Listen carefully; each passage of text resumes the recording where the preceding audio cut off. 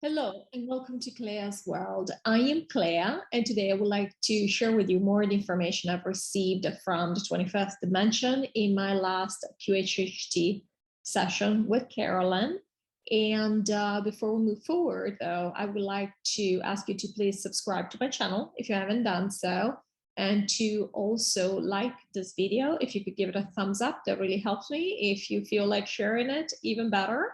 And then leave me a comment below, because I do want to hear if this resonates, especially today. This is part 3 on my video series about my last plant medicine experience, where I encountered source again.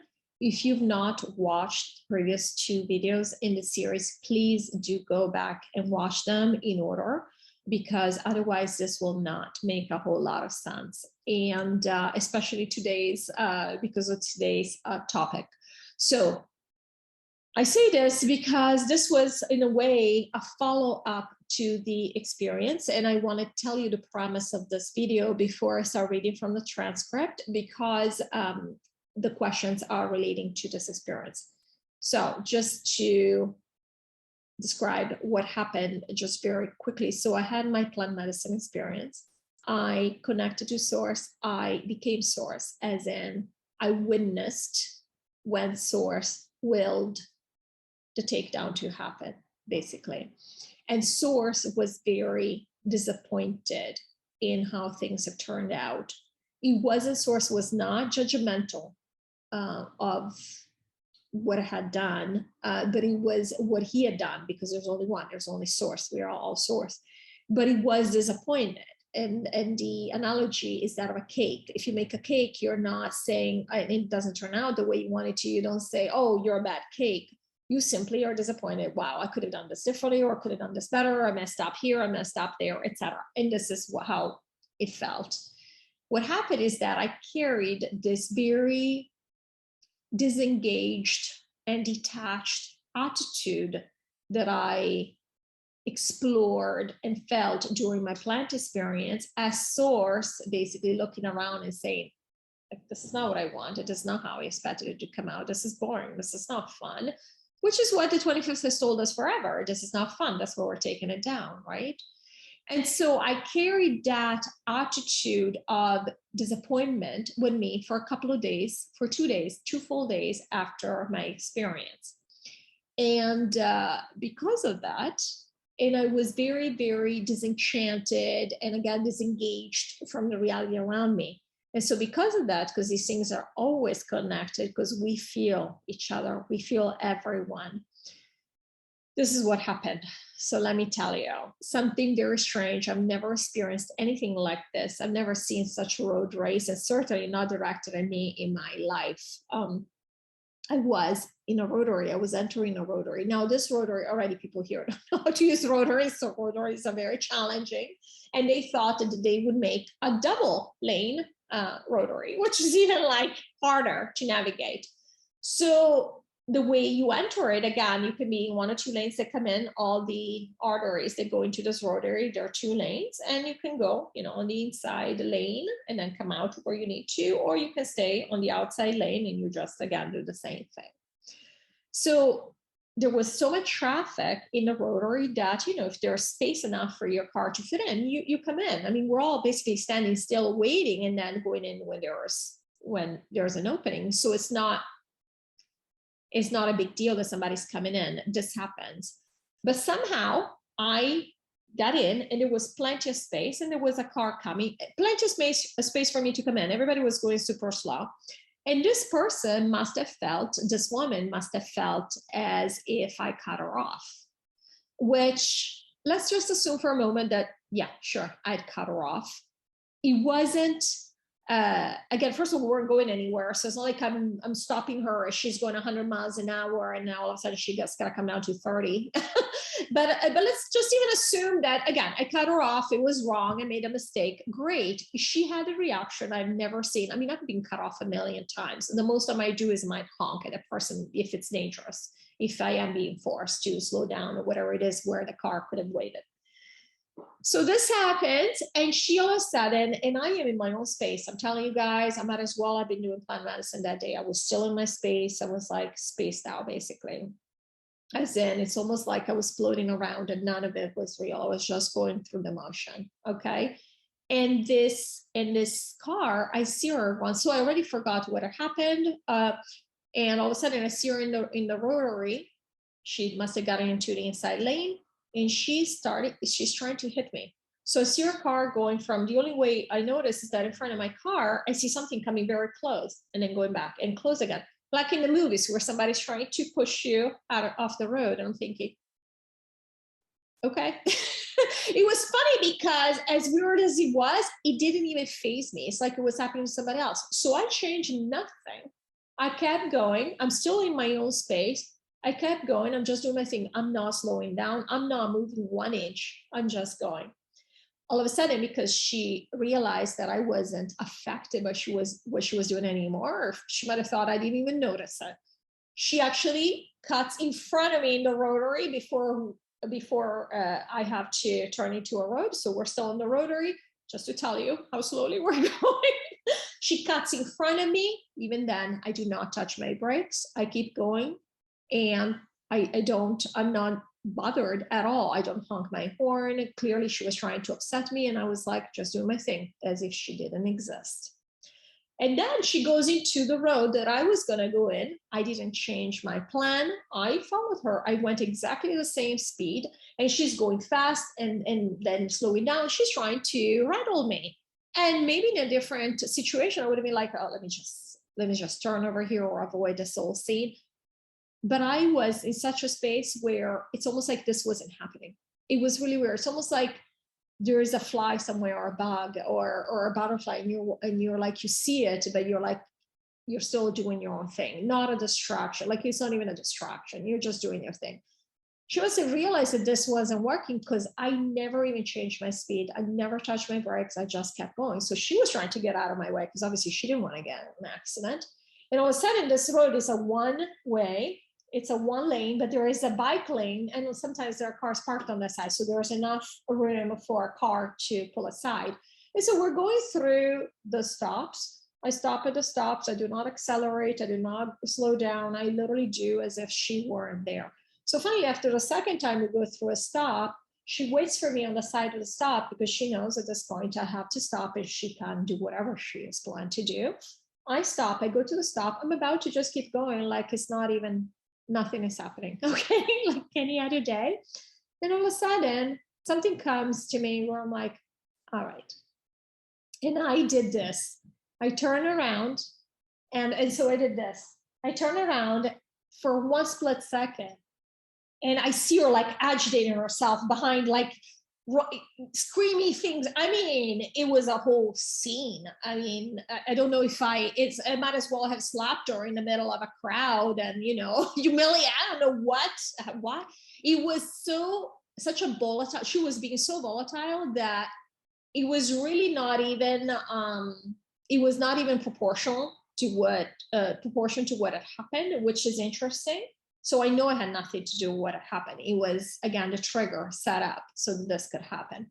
So I turn around and I basically decide, okay, because I have no patience. I was like, again, just like source, it's like, this is it. This is not real. We're not going to do this. No more of this low vibration. I turn around, I look like one split second, and I go, like I barely even moved my head, and it was like a no. And what it was is like, I'm not engaging. No, we're not doing this. And I turned and I looked again at my stop and went as if nothing had happened. And then I realized that she stayed behind 300. When she got back on the road, she stayed behind like 300 feet, which is, I don't know, maybe 250 meters to give you an idea. And so I thought, how interesting, what an interesting experience, because basically I didn't even dignify her with participating in this thing, and she got scared or something happened there. So this was such an unusual reaction, not just from her doing all of this, all these antics, but also from the fact that I couldn't even distract her. I was so in what I was thinking about that I was like, this is nothing. And also because I was like, this is nothing, it became nothing, that I actually asked, because again, it related to the energy of my experience connecting to source. I asked the 25th about it, and here's what happened. Carolyn. So Claire would like to know what happened with the woman in the car 2 days after her plant medicine experience, the one where the woman was trying to start a fight with her, but she became scared of Claire after she looked at her in the eyes just for 1 second without engaging. Me. She was not scared. She had a flash. She understood. That was her seed. And Claire was being source. Claire was focused on source at that time. Sorry, guys, this is my transcript. And Claire was being source. Claire was focused on source at that time, and she sees through. It's almost like when you think of the movie The Matrix, and you have Neo see through, and he sees the code. She sees through. So because she's not engaging, the other party, the separate party, quote unquote, there is no separation, not only feels it, but cannot sustain whatever reality they're working on their own. That person needed Claire to engage, to both create this reality. The second that Claire was completely detached and disengaged, that reality collapsed. Carolyn, amazing, amazing.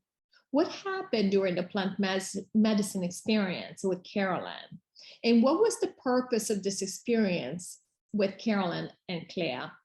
And what Carolyn is referring to is the first plant medicine experience that I had and that she had. She's only had one, where basically I was in that contemplative mode that I shared with you in my video, Message from God. Carolyn instead was seeing, even with her eyes open, she was seeing reality shift. She cleared, she had ups, she had downs, and she cleared a lot of stuff, which is what you're supposed to do during these experiences. So it was perfect. In fact, all I kept saying all day was, this is perfect, because I knew, and we were meant to have this experience together. We kind of walked the path together in the past many months as I started doing hypnosis with her.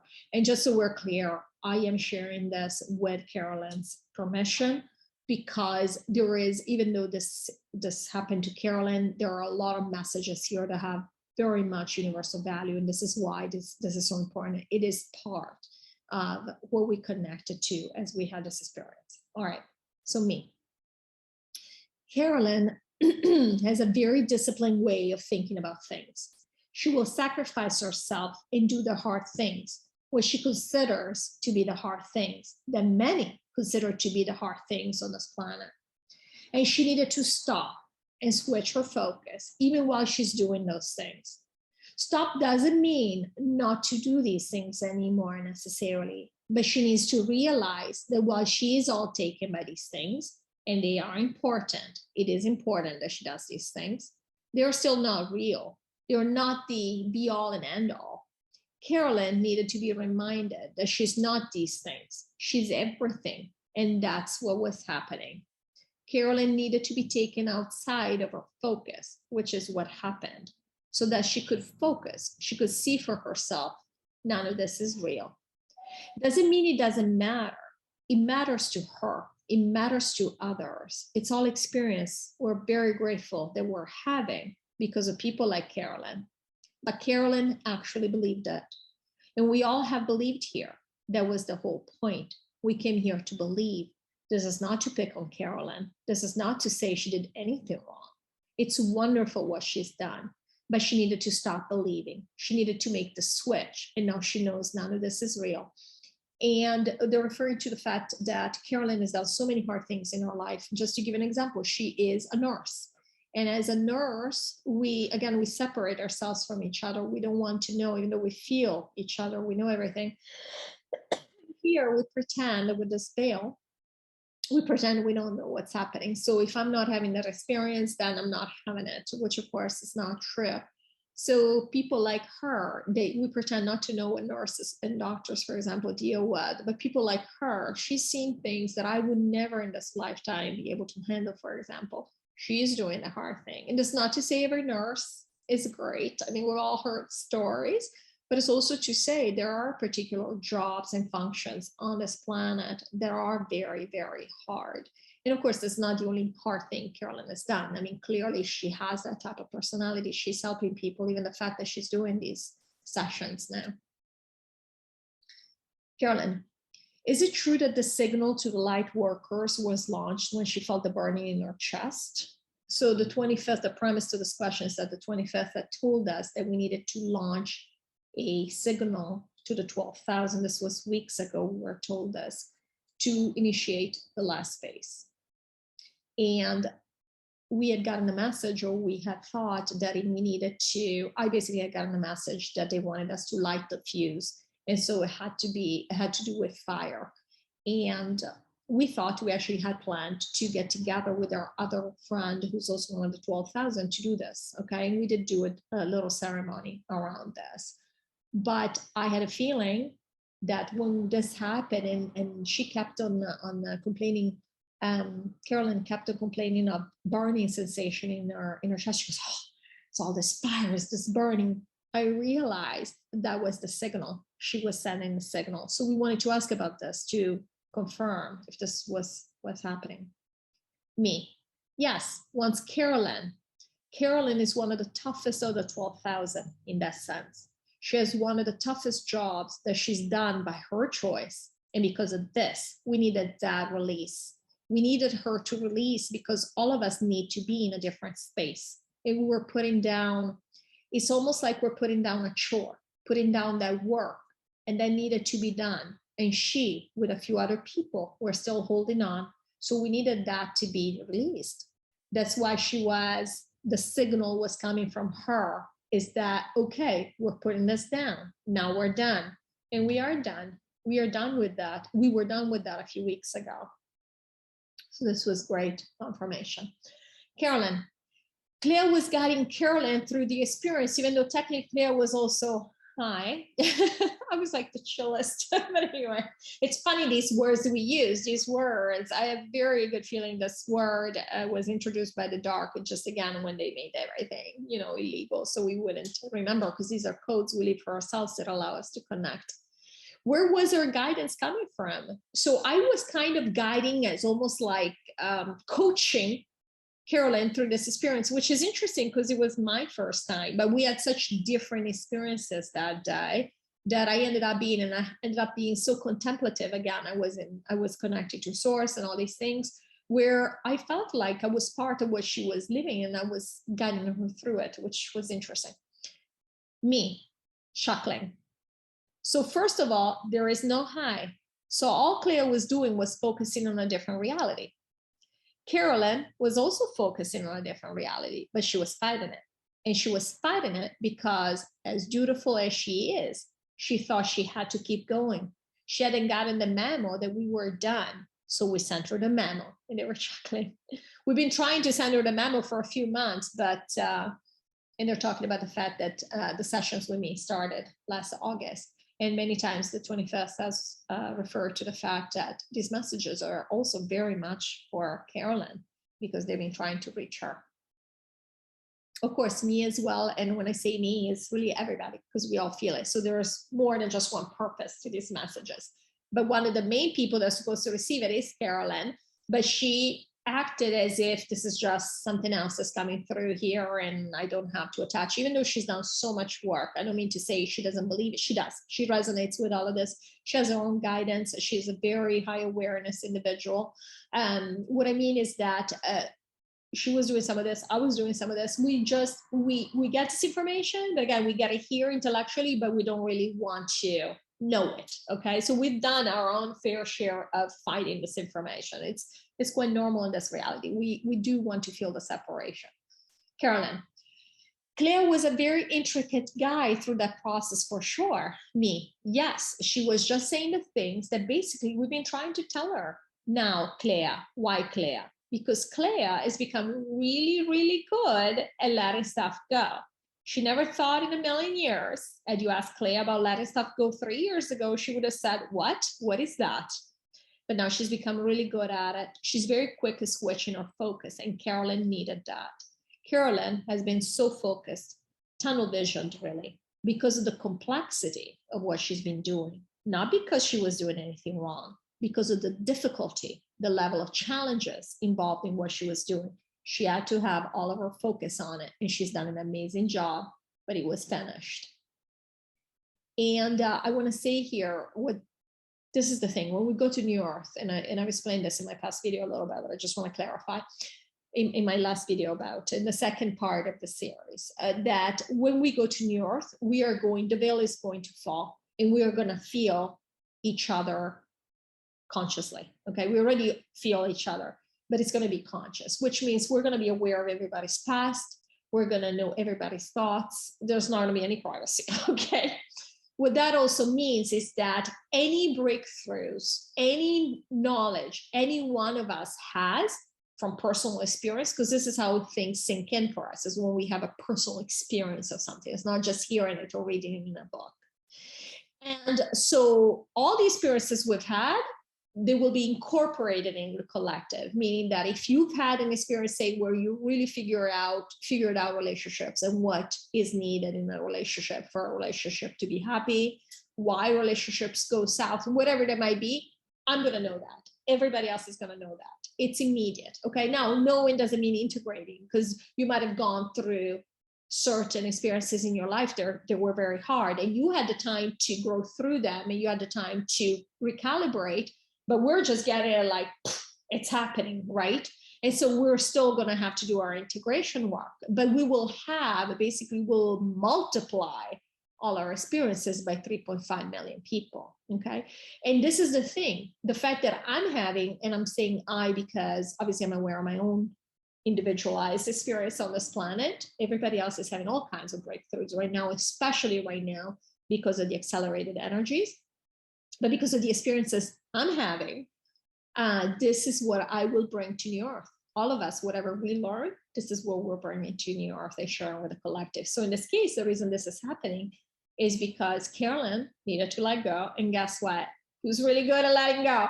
It's true, I become so good because I was so attached to things, took things so seriously, that eventually, after years of my dark night of the soul, I realized none of this is personal.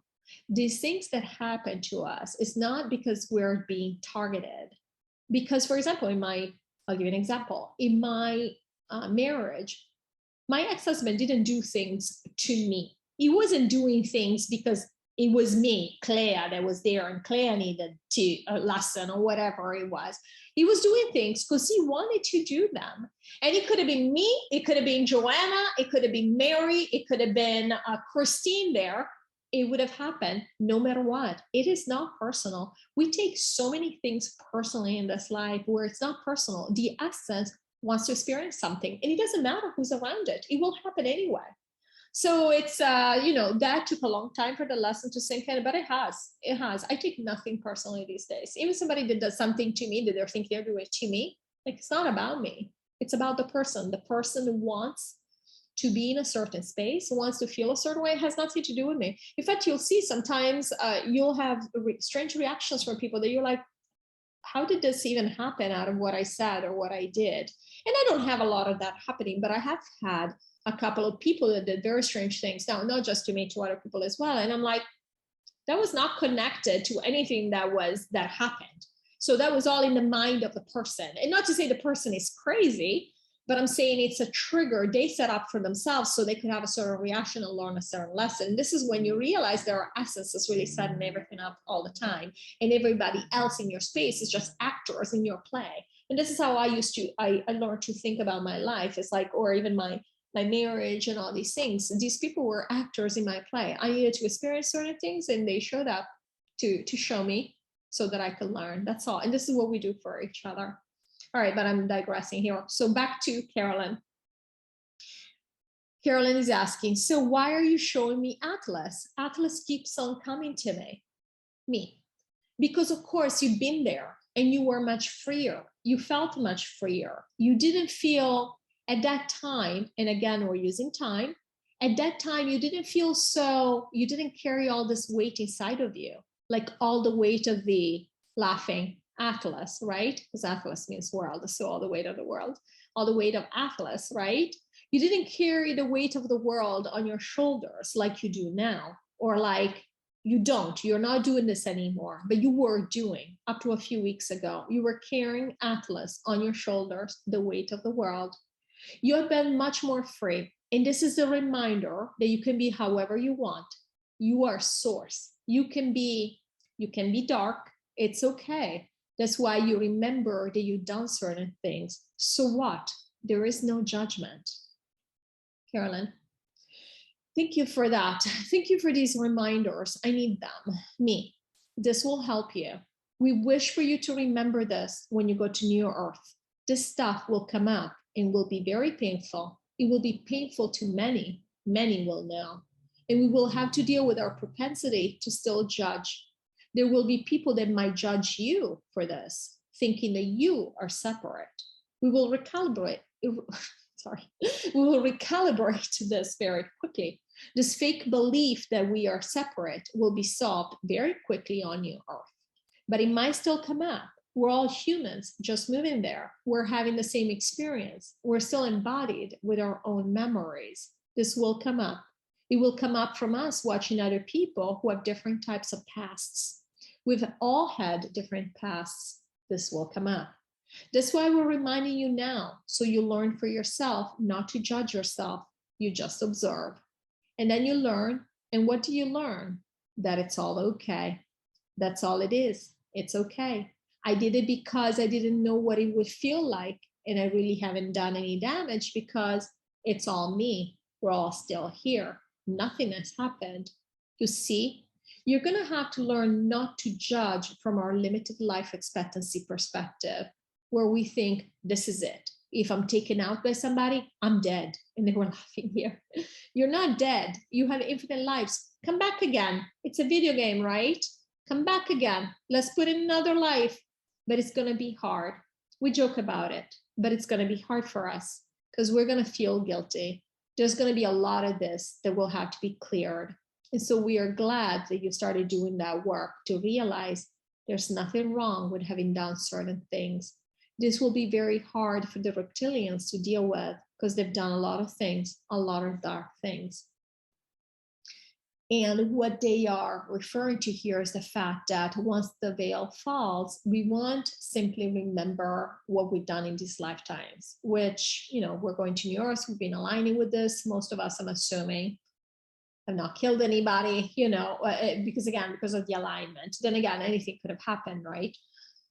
But they're referring to the fact that when the veil falls, it veils for each one of us. We will know everything we have ever done in these incarnations. And not everything is going to be all a bed of roses.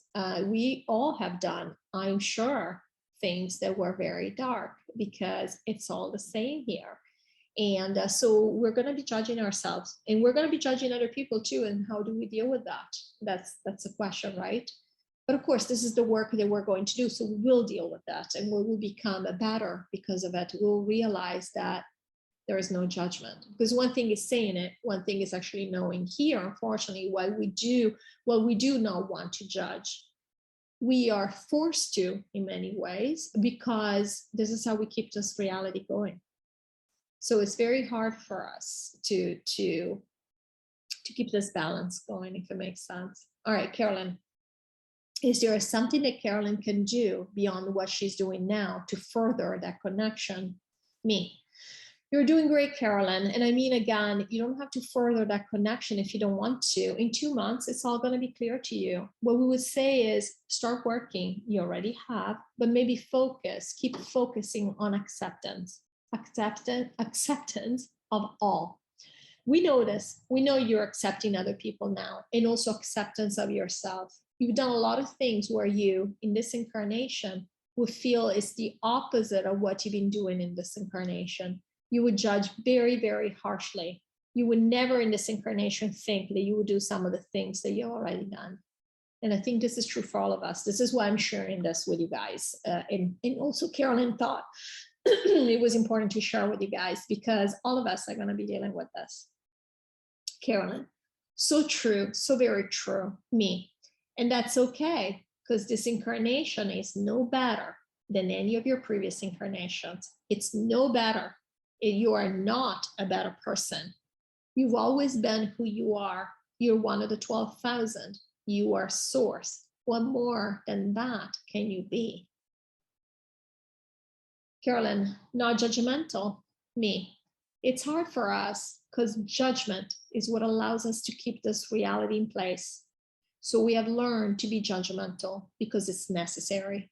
However, you can still judge as in observe and then just accept it. That's what we have forgotten to do. And this is what we're going to have to relearn. Basically to judge, meaning to see. You know, we're not going to be blind and unaware and deaf and unaware of what's going on. We're going to get to the point where we can see and not judge it, just observe it and let it go, accept it. This is what's happening. We judge, we isolate, but then we judge something being less than us. This has been the problem here, forgetting that it's not different from us. It's just a different choice. It's different colors. Is blue better than red? Blue is no better than red, and they're chuckling here, but this is how we behave here.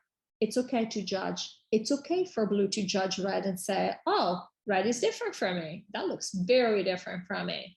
That's okay. That's the whole point of having fun, variety, but not the fact that now blue starts thinking that red colors are inferior or they're bad. And this is exactly what we have done here. This is where we've gone over the cliff. We've fallen off the cliff. This basic misunderstanding, judging is what allows us to separate. But the fact that we have been judging and considering something to be worse than us, that we are better, this is what's caused the pain. I'm going to stop this here because there's so much more I could go into, and it's just going to become a super long video. There's a lot of thinking that I've done around this judgment and this difference between blue and red. The analogy of the blue and red, whereas we use words like dark team and light team, which makes us by default think that the light team is good and dark team is bad. I realized again, and we are brilliant at playing it, but we also assume a lot of things on this planet, and that's what's become the problem. At any rate, I really hope that you enjoyed this video, and thank you so much for watching, and I'll see you in the next video. Bye-bye.